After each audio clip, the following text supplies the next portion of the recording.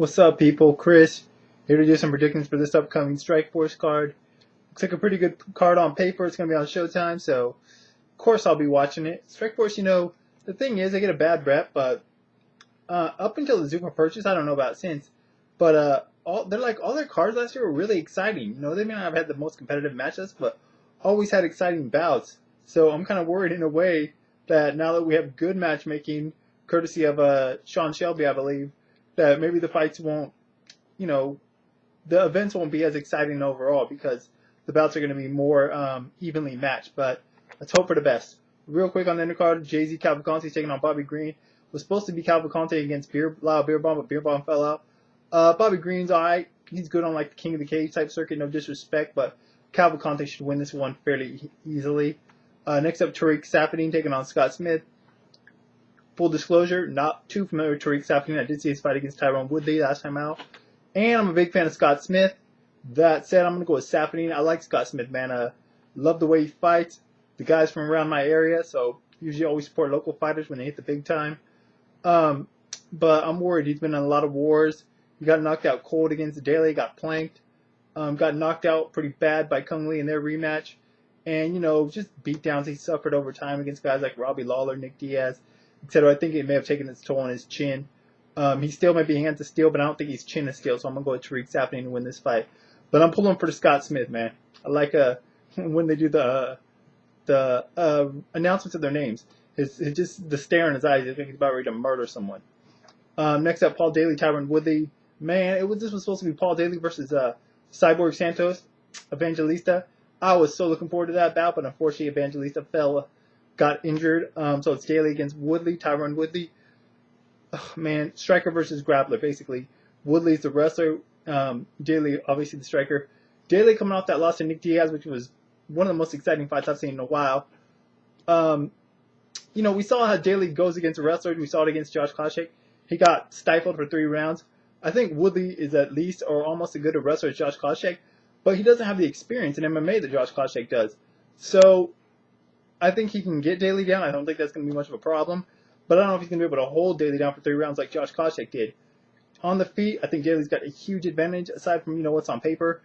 Woodley he keeps his head up, kind of straight. He's kind of stiff still. In his stand-up, not that hard to hit. So if Daly can catch him with one of those Semtex, he can definitely put him down. But just stylistically, I think it's more likely that Tyron Woodley's able to, just maul him for 3 rounds. So I'll go with Woodley by decision.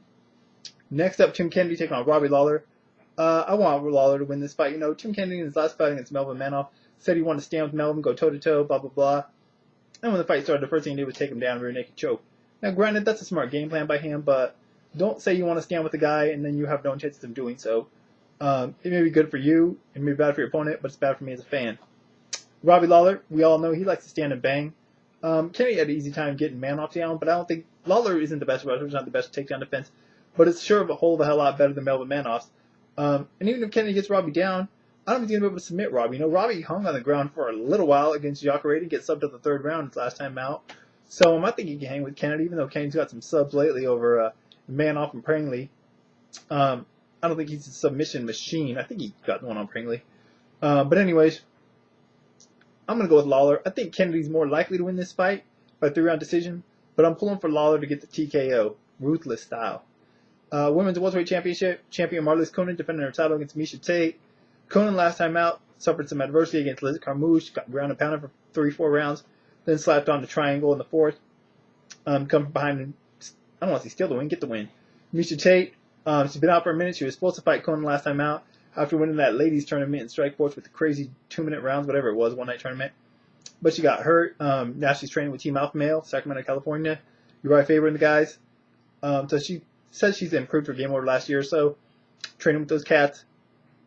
She's got the style to defeat Conan, no doubt. She's a wrestler. She's wrestler base. She's definitely working on submission defense. So as long as she can avoid getting caught by Marlies, she should win this fight. On the feet, Conan's much better. But Marlies just has terrible takedown defense, much like Paul Daly. And she's shown that she can get ground and pounded, position. She gives up position fairly easily. So, but she's been more active than Tate lately. I don't know. Tate can win this by decision, but I'm going to go with Martin Lewis Conan by submission. But it can go either way. Main event, Fedor Emelianenko taking on Dan Henderson. Fight. It's funny. This is a fight I wasn't really thinking about, but now that it's made, it's like pretty damn intriguing. Fedor coming off 2 losses in a row to Fabricio Verdum and Antonio Bigfoot Silva. Dan Henderson coming off the win where he won the Strikeforce light heavyweight title over Rafael Feijão Cavalcanti. Fedor's like vulnerable, I guess, but as of late, obviously with 2 losses. But look at the losses. The Verdum loss, he lost by submission to one of the best Brazilian Jiu-Jitsu black belts in MMA, let alone the world. And against Bigfoot, he just lost to a guy who was just insanely bigger than him, that beat him down. Dan Henderson has neither of those advantages. Fedor is the bigger fighter in this matchup, and he's also the better submission fighter in this matchup. Dan Henderson may have an edge in the wrestling, but he's a Greco-Roman guy, and I don't think he's ever really applied it that well inside the cage. I don't think he's going to be able to throw Fedor around, that's for sure, because Fedor's got that Sambo background. He's actually better in the clinch, I think, than Dan Henderson is. Plus, with his size and strength advantage, I think it's almost even money there in that aspect of the fight. Standing, both these guys just like to wing him, I would say, I don't know, I was going to say Fedor has more power, but Dan Henderson's got that H-bomb right hand, so it's hard to say. That's another thing, I guess it's a coin toss.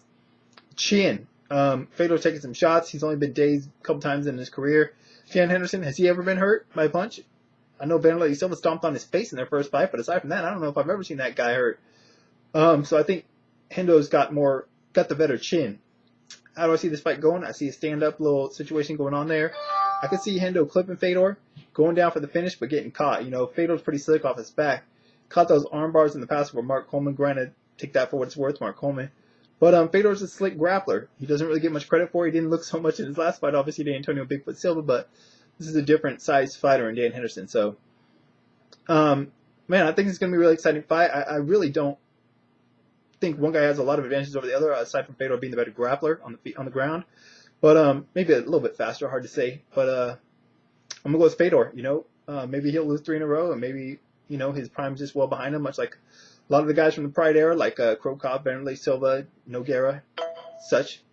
But I think Fedor still got it in him. I think, just look at the matchup on paper. I think Fedor should be the favorite in the fight, and I think he will win it by submission. So that's it for now. We talked about this event and a lot more in the Science of Violence radio show. So if you need to check that out live, you can go back and check out the podcast or on demand, whatever it is. Link in the information part of the video, as usual, as well as a link to my Twitter and ScienceFights.com. One of your guys' thoughts on this event, which fight you're looking forward to the most? I imagine it's probably the main event. And who do you favor in whichever fights, but particularly the main event? That's it for now, guys. Till next time, I'm out.